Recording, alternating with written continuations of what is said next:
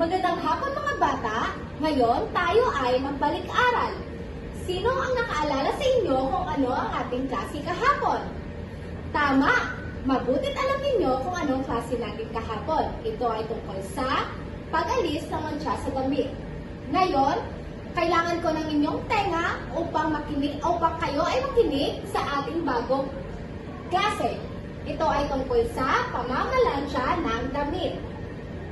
Ngayon, meron tayong layunin na dapat sundin o gagawin. Ito ay naisasagawa ang wastong paraan ng pamamalansya. Letter D, nasusunod ang batayan ng tamang pamamalansya at ang panghuli ay naipapakita ang wastong paraan ng pamamalansya at wastong paggamit ng plansya. Ngayon tayo ay pumunta sa ating bagong leksyon. Sino ang nakakakilala kung ano ito? Tama, ito ay plansya. Ito ay ang unahin o pangunahing kagamitan sa pamamalansya. Pamamalansya o plansya, ito ay ang pangunahing kagamitan na ginagamit upang ituwid at patagin ang mga damit. Karaniwan itong gumagamit ng init upang mabawasan ang mga kulot at pangunahan ang katatagan ng tela. Ang pangalawang kagamitan, ito ay ang... Sinong nakakilala nito? Tama! Ito ay ang kabayo o ironing board sa Ingles. Ito ay ang patungan ng damit. Ito ay ang ibabaw kung saan inilalagay ang mga damit habang pinapalamig at pinaplansya. Dapat itong matatag at maaaring may padding para mas maayos na resulta. Ang pinakahuli, sinong nakakilala nito? Tama, ito ay ang steamer.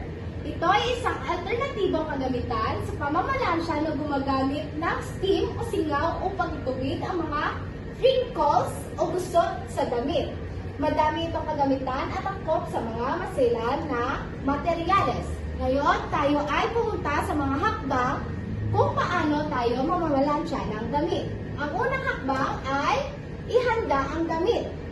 Bago simulan, suriin ang damit para sa mga tag, stain, o bahid na maaaring makasagabal sa proseso ng pamamalansya. Ikalawa, iset ang temperatura. Iset ang pamamalansya sa tamang temperatura upang hindi masunog ang ating damit. Ikatatlo, simulan ang pamamalansya.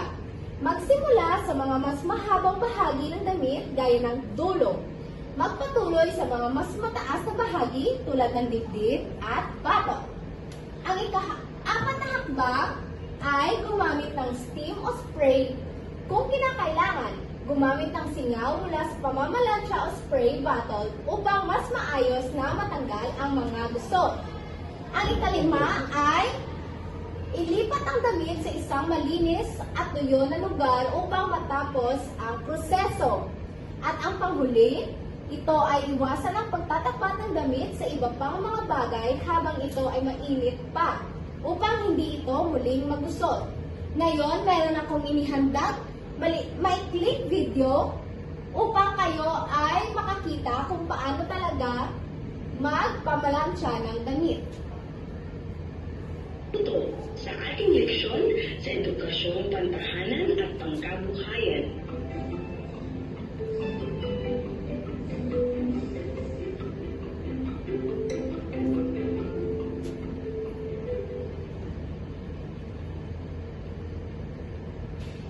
Magandang araw mga mag-aaral sa ikalimang baitang. Kumusta na kayo?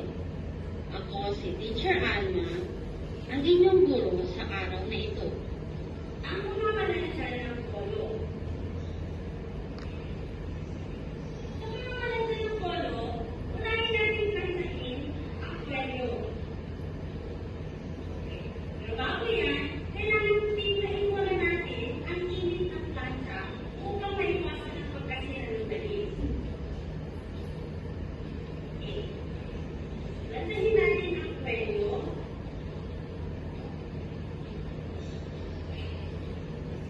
Isunod natin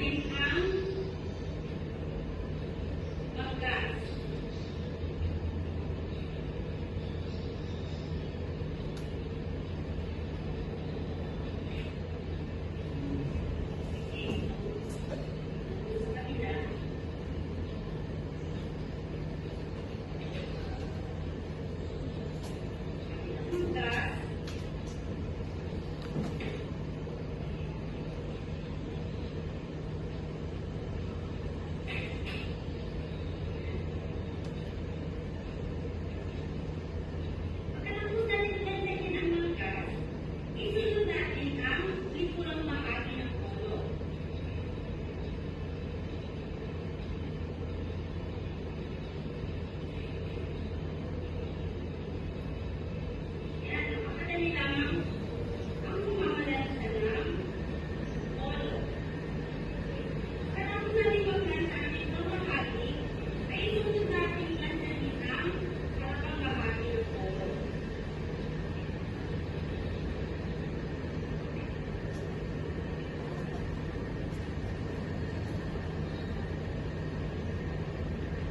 Kailangan maging maingat tayo sa paghawak ng plaza kasi ito ay mainit.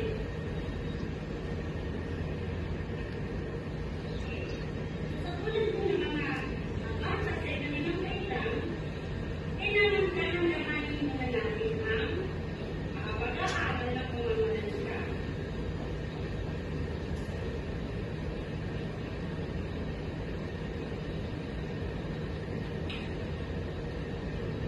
Kailangan maingat tayo para maiwasan natin ang disgrasya.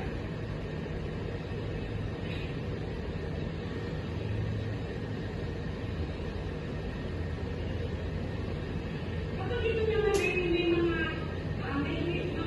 tunod na may hirap at dalim, gagamitan natin ito ng trigger.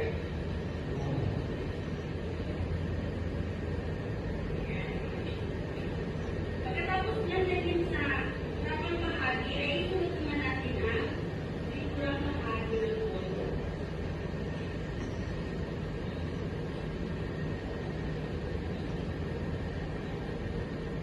Yan, napakadali naman ang pumipalita, di ba?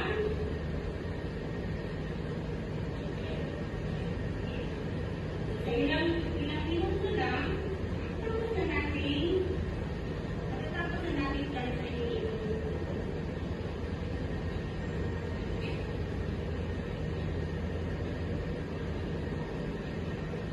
Ayan. Okay. Pagkain natin pansahin ang polo. Pagkatapos niyan, maaari na natin ilagay sa hanger.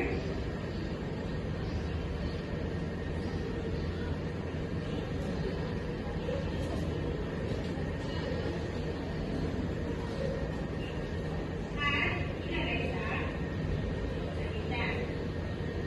Marami tayong natutunan tungkol sa pamamalansya gamit sa ating napanood na video tungkol sa pamamalansya ni Teacher Alma.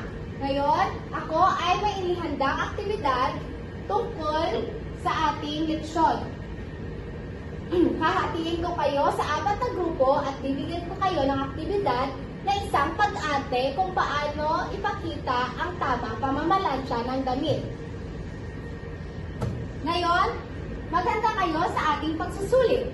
Kumuha ng isang buong papel at isulat ang mga katanungan at bilugan ang tamang sagot. Ang unang tanong ay, ano ang pangunahing kagamitan sa pamamalansya ng damit? A. Patungan ng damit. B. Steamer. C. Pamamalansya. O D. Spray bottle. Tama! Letter C ang tamang sagot. Pamamalansya.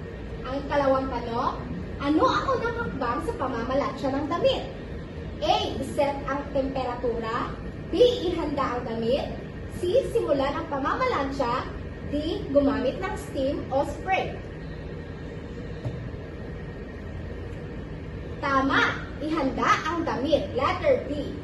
Ngayon ay ikatlong tanong, ano ang ginagamit upang ituwid ang mga wrinkles o gusot sa damit? A. Pamamalansya sa lamang. B. Steamer o spray bottle. C. Patungan ng damit. D. Init ng tubig. Tama! Letter B. Steamer o spray bottle. Ang ika-4 na tanong, sa anong bahagi ng damit dapat magsimula ang pamamalansya? A. Dibdib at batok. B. Dulo ng manggas o hem. C. Gitna ng damit. D. Buong damit. B. Dulo ng manggas o hem. At ang pinakahuling tanong, ano ang dapat gawin matapos ang pamamalansya? A. Ilipat ang damit sa isang mainit na lugar.